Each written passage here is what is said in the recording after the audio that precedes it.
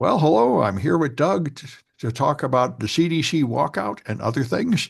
It is Friday, August 29, 2025. And that's what I thought the biggest story was. Um, RFK Jr., when appearing before the Senate to get approved, promised that he would not push his anti-vax views on America. And apparently, some of the Republican senators are pretending they actually believed him. But he was obviously lying, and now he's done it. He pushed the head of the CDC out. I think three or four more CDC top executives quit in protest, and there was a huge walkout of dozens of the members, all walking out of the job, chanting and clapping and complaining, because, of course, uh, CDC is being destroyed. Healthcare in America is being destroyed at an incredible rate, like pretty much everything's being burned down by the Trump administration. And one of the people left and went on TV and said, Robert Kennedy has never got our advice from the experts on any health matter at all because he regards all real doctors and scientists as part of the corrupt cabal bought and sold by big pharma, and he only believes sort of quacks that tell him vaccines are no good. And like there was recently a mass shooting in Minneapolis, Minnesota, or something, and he immediately Yeah. said, "Oh, that's caused by them taking antidepressants." That's his big thing. Since so many Americans are taking antidepressants, he thinks it causes all the mental illnesses we have.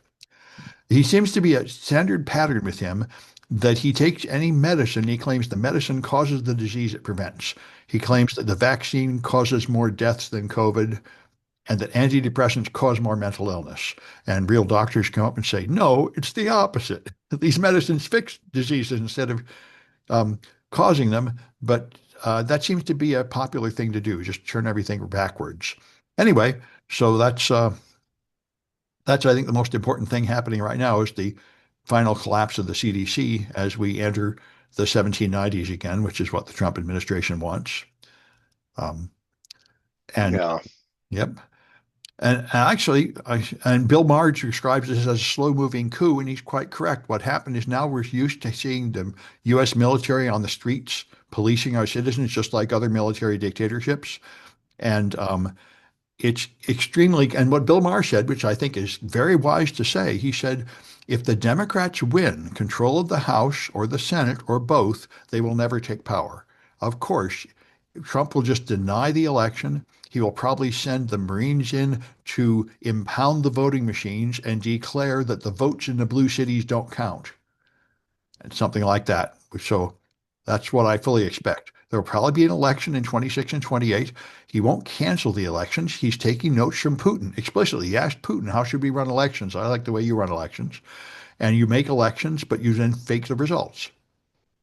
And so people feel like there's a democracy, but there really isn't. That's what Trump is trying to create, and all the Republicans are totally on board with it because all they care about is their wealth and privilege, even though they don't have any power anymore since they don't do anything. I guess they're just doing it for the money. The senators and Congress people in the Republican Party, everybody that would dare question anything Trump says has been purged. So it's Yeah. incredible corruption. And as we were saying before we started recording, I hope what happens is they burn down the Republican Party to ashes to where they can never win anything again. And there's a new deal emerging from this as a backlash to all this nonsense. And probably the most hopeful thing is that Trump appears to be very sick and covering it up incompetently. So Trump may not live long enough to finish his term or may have to resign for health reasons. And I think that will really destroy the whole thing. So anyway, Hmm. um, Yeah. So, Sam, we could say that there's some similarities what happened about 80 years ago in Germany, but oh, not huge. exactly. Oh, huge Yeah. similarities. The main good positive thing being that Hitler really did have good relations with the military, and Trump really does not. So Yeah. Yeah. I think he can't really pull off the violence part of this as well as he wants to. He's such a terrible leader. Look at January 6th. He didn't even tell them to march into the Capitol and what to do. They said there were people there, there were guns. They could totally have stormed the Capitol, but nobody led them. Trump just left some vague statements like you have to fight. That's why they sort of barged in, spread shit on the walls, wandered around trashing things, and really had no goal or no purpose and just sort of got confused and wandered away. They lack military leadership. There's plenty of people there willing to do military things for Trump, but he's not a military leader. Hasn't Right. the skill. Yeah. That's his fatal flaw. Anyway, Yeah, you're right. He's a businessman. Yeah, yeah. well, he's not Okay, even, no, let's move on. he's a fake businessman. He couldn't run a Y- business either. He's a uh, reality TV star. He knows how to make a spectacle on TV. Anyway, Yeah, so however, that's interesting. Trump is right about one thing though. Trump says he wants to let more Chinese students come here than ever. There's currently about 300,000. He wants to take it up to 600,000, letting students come here. He says if we block the Chinese students, our universities will go broke, which, by the way, is true. And the MAGA It supporters like is. Marjorie Taylor Greene and her mad say, no, no, we have to kick all those foreign students out. We're supposed to keep them out. What's wrong with you? And Trump is taking a position against his MAGA supporters here. I say a stopped clock is right twice a day. Trump is not always wrong. Um, and the other thing I think probably worth mentioning is that the Department of Homeland Security is moving to prevent undocumented immigrants from getting aid in emergencies. So when like FEMA comes in and there's a fire or a flood or something, they want to force them to like get people to prove their citizenship before they can get assistance. And they're saying that would never work. I was in a flood. I lost everything. I didn't have any ID for like months. I couldn't have proved my citizenship. You can't ask people in an emergency to prove their citizenship. Yeah, yeah. And they're saying this makes no sense, but that's what they want to do because, everything's about punishing immigrants. And anyway, that's probably all the politics ones I want to mention. All right. Well, let's talk about AI. Can we talk about AI? Oh, sure. So, Nvidia's back in the news again. They didn't. They're the richest company in the world. Oh, for a while they were number two and Microsoft was number one or something. They're back to being Yep, number one again. yep. Now they're number one, but their sales didn't quite meet expectations of Wall Street, so their stock dipped a little bit. It dipped for a week or two and now it's come back, I guess. Yeah. Dipped again yesterday because Okay. uh, because of announcements, business announcements. But where I'm going with this story is just how good the AI fakes are. And I'd never heard of this gentleman, but if you ever heard of Steve Burton, No? so he's a star on General Hospital, one of the soap operas Oh, that's on TV, who for the past year had been courting a woman in Southern California. And for the past year, she shelled out over $80,000 and most recently signed over her condo to him, all over fake AI generated videos. so he's not really doing it as somebody pretending to be him? Right. They clipped his Yeah. image, Yeah. duped his voice, Yeah. and this woman has been in a, distant relationship with him for over a year. Yeah, this is like the people about a year ago that made AI clones of people on a whole board of directors and then had like Right. a company meeting with apparently all these people on the Zoom call to convince them to like send in the money. Yeah, Yeah. Yeah. this is the deep So fakes we heard about for years. They said deep fakes are coming. I guess they're here. yeah, yeah. And the deep fakes are good. Yeah. And I'll tell you, I saw a clip of the video. Boy, it's a good video. Yeah. Well, it's worth $80,000, right? Well, plus the condo. Yeah. Yeah. So this Yeah. woman's all in. She's being evicted. She's been Yeah. put out on the street. Yeah. There's a GoFundMe to try and help her get her condo and legal fees. I remember from a few So, years ago, the FBI reported that the number one crime committed against individuals is romance fraud. This is a big one where somebody, gets you to fall in love with them and then they get your money. This is a big deal. so wait, romance fraud This or religious fraud? romance fraud is the number one internet crime and maybe even crime of all kind committed against individuals. Okay. I make sense. You tap into probably the most powerful human instinct. I guess next to drive to survive is the drive to reproduce. It's a fundamental instinct, so that's what you can exploit. Well, this woman is past reproduction age, so I would The in- argue it's for friendship. sure, but the instinct continues. Oh, right, right. Mating Yeah, instinct is yeah, huge. Yeah, yeah, yeah. it's an obvious trick to exploit. Okay, so what Yeah. else you got? What's your story here? Well, my main AI story is I'm amazed City College finally approved my AI course. I'd given up all hope after 2 years, so it's going to be an official course next semester. So I'm glad to teach it.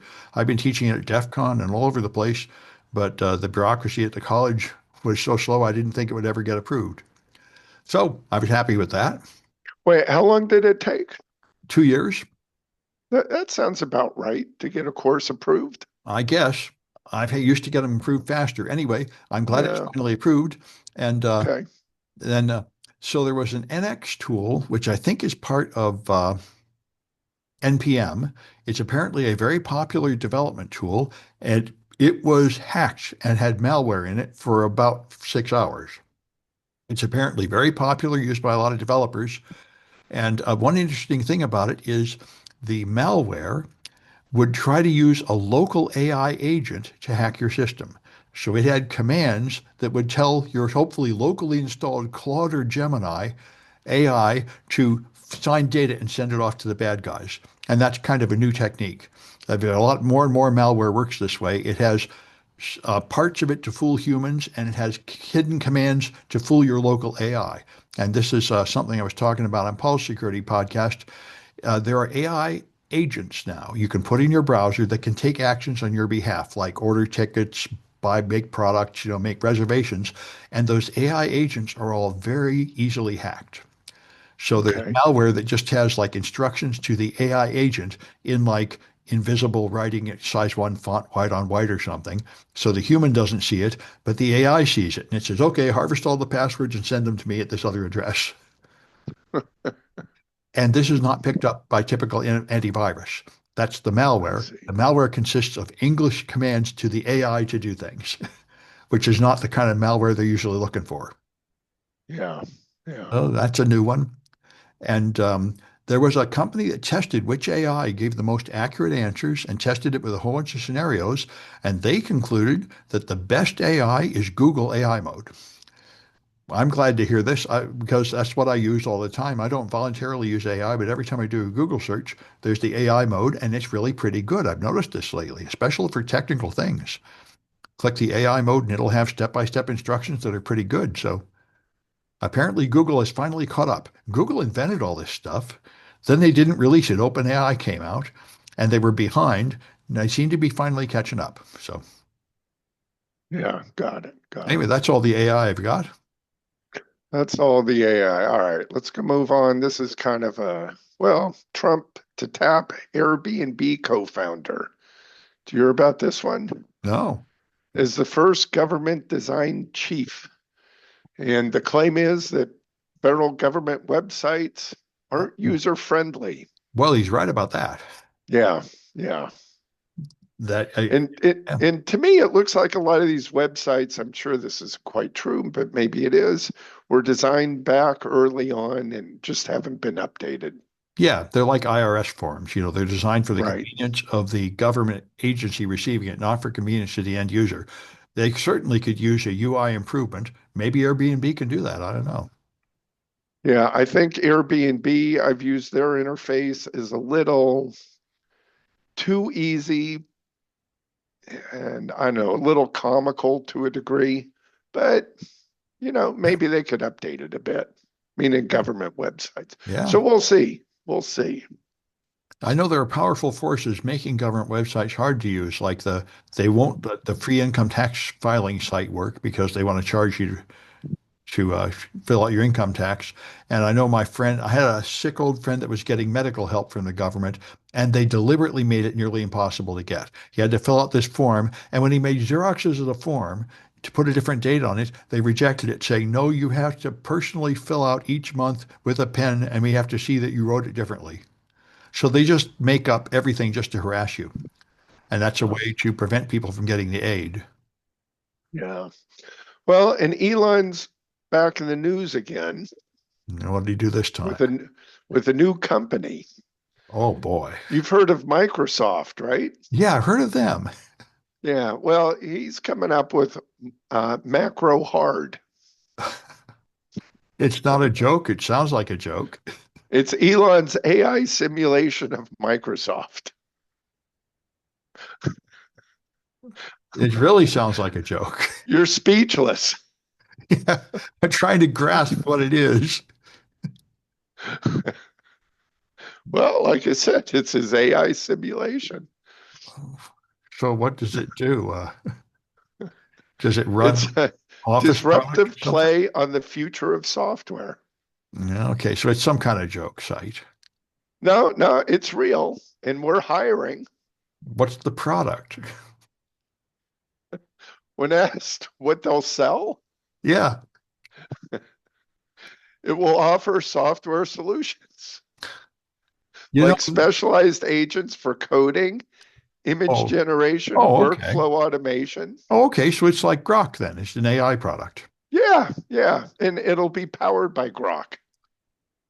Well, all right, I guess. Seems like that maybe you think of Gavin. I just heard Gavin Newsom, and he said in addition to all these other attempts to troll Trump, he's going to bring out a meme coin called the Trump corruption coin. but I think maybe I'll buy some.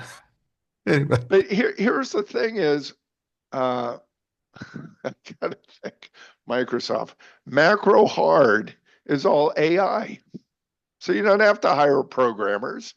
It's all AI driven. well, Microsoft is saying the same thing. Their products are all AI now. Yeah, okay, we'll see. Yeah. All right, Sam, what's next? Which one do you have? I What do have you have just a for us? couple of actual information security ones, so there wasn't that much. There was a funny one from Watchtower, a funny research company, and what they did was they put up a server running Crush FTP. They heard there was a vulnerability, like a 0 day or something, or a patch. They couldn't figure it out by looking at the patch, so they put up a honeypot and they just watched. And this is a cool attack. The attacker has to send thousands of post requests trying to do something, and also at the same time, other thousands of post requests of a slightly different type, all running at once. And then you get in, and they tested it. They just recorded the requests and replayed them and found that individually they don't work. But if you have a flood of thousands of these things really fast, the two requests intermingled, then it has a race condition and you can create a new administrator user. So Oh, interesting. it reminds me of the IPv6 attack that I went around demonstrating everywhere in 2012, where you could flood a Microsoft server, Windows server with a IPv6 router advertisements. And if you just do that, Right. it has no effect. But if you first send a few other router advertisements slowly to get it ready, then the flood will kill the machine. So you had to have both types of packets in the attack for it to work. And just the same thing here. Somehow the two different packets create the race condition. So I thought that was kind of interesting. Yeah, that's interesting. That's Yeah. interesting. And there's an online group called Purgatory, which will SWAT college universities. It will make fake bomb threats, tell them there's a fake shooter on campus and stuff, and they'll charge as little as $20 to do it. But this has become so popular in the last few weeks, they've raised the price to $80. And I think this may be the source of the one that fooled Nancy Mace. About a week or two ago, there was supposed to be an active shooter at a college, and Nancy Mace posted a photograph of a guy she said was the shooter on Twitter, so people would hunt down that guy. And it turned out there was no active shooter at all. It was all just a hoax. Hmm. And the last, And what's that one called again? it's called Purgatory. Is the group Oh, Purgatory. they Yeah. will they will SWAT a college for you. Okay. And the last one I have is Velociraptor. I use it a lot in my classes. It's an instant response tool, and now it has finally been used by bad guys. And what they're just using it as yet another lol bin, right? The living off the land is where you take a legitimate tool and use it to hack the system so you don't set off the antivirus warning. And the Velociraptor agent is another legitimate binary appropriate that will run on Windows systems that can be used to do things. They they kind of this is kind of inevitable. It's just like any other remote access tool.